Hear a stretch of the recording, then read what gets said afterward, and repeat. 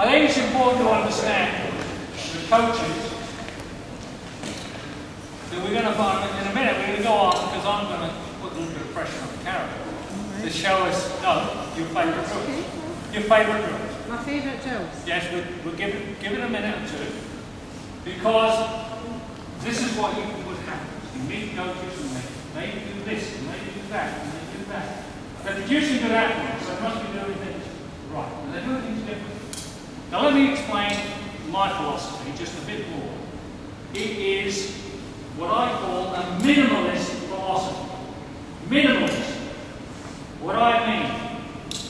Well, at times I was coaching, I don't know, 20 to 30 javelin. Maybe 15 or 20 pole vaults. That gradually switched. An Olympic decathlete, an Olympic heptathlete, who in 3 events, he won a gold medal in the end. I was teaching at the university. So, when I came to training, I could not do all of the things I knew you should do.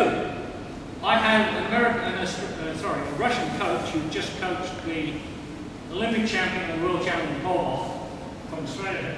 I brought him out to Australia and he worked alongside me, the other way around. I worked alongside him for 2 years in the pole vault. He did 1,000 things. He was working with full-time athletes under full-time conditions. He did 1,000 drills I didn't do. I kept things to the absolute minimum of what was going to get people to the level we were aiming for, which was always World Youth Championships, World Junior Championships, Commonwealth Championships. We were very, very lucky the Olympic Games. So my approach has been minimalist. So for example, that lovely little series of drills before we did these stride drills, I didn't do it. I probably should have done, because they're very good drills. And Karen may show us some drills that I should have done, but I didn't do them. Very, very basic things. Like that last drill, driving across it. You've got to have a lot of run-up work. Because I still see 1 or 2 people out there who are using the run-up to get from where they start into a throwing position. Not really to add enough to the throw. I'd like to see more driving.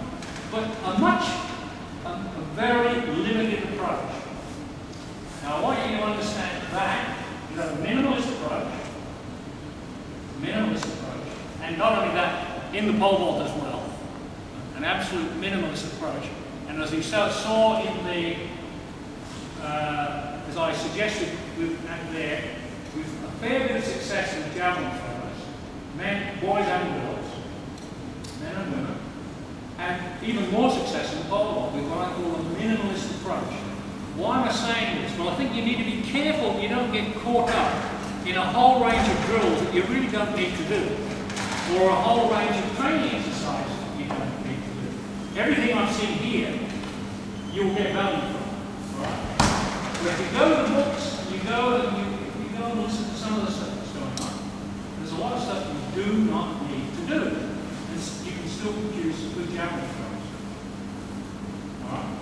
Good athletes in other events on the same basis. Here you've got 2 very good resources, obviously. Thought about your man. Did you throw? Yeah. Well, there's the point. This is another thing that's important to get out there. All things being equal, the better the thrower you were. Okay. Well, I would say this. All things being equal, the better the thrower you were, the better the coach you will be. Fortunately for me, all things aren't always equal. My PR was something 137 feet at Launder. On one occasion we were testing. Whatever that becomes, I don't know. Is it 40 metres? I don't know. Maybe not 40 metres. My PR in the pole vault was 8 feet 11 3/4. I've coached a 19-foot pole vault. 2 of them. And I've coached 78-metre javelin. So what I'm saying is the advantage is if you throw it's a hell of an advantage. Because you can better assess drills and their value. But there is hope for you if you haven't. Okay? There is hope for you if you're prepared to study. If you're prepared to listen to the people and watch the people that you've got access to. And one of the things that I try and do wherever I go is encourage people to think together, think as a group. Make use of all the resources you've got. There is a tendency in our sport for coaches to separate themselves off and go and do their own thing, never let their athletes talk to anybody else, not go and talk to other coaches, and they are very happy if their charges win or whatever, regional championship or whatever, you see. So the key is collegiality, what we call in the academic world collegiality, being prepared to share with other people and gain as much as possible from other people. All right? So this, if nothing else, tonight has hopefully it can kick-start a process where you regard these two as resources and use them, and in fact use anybody who's got expertise, then we'll see javelin throwing progress, which is what you're after. I know that's what you're after. A question on, you said there, the minimalistic approach. How do you know what's minimal? You know, where would the minimal number of exercises or drills or whatnot? Because you could end up going the other way when you don't do enough. Well, that is true, but put it this way.